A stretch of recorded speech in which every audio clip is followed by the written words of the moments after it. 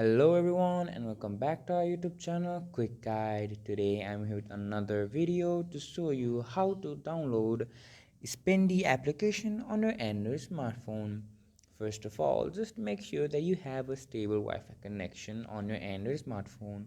So what is Spendee? Spendee is an app where you can manage all your money and expenses and analyze your financial habits all in one place. So to download this fantastic app, just go on to Play Store. Once you are at Play Store, go on to the search bar and just type in Spendee. Now, after searching up Spendee, it is the first result that pops up.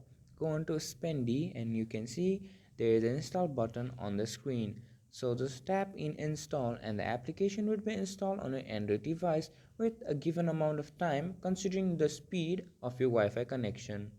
As you can see, the application has been installed on my device. So now you can open the application and use it to your advantage in keeping track of your expenses and analyzing your financial habit to make it a better one.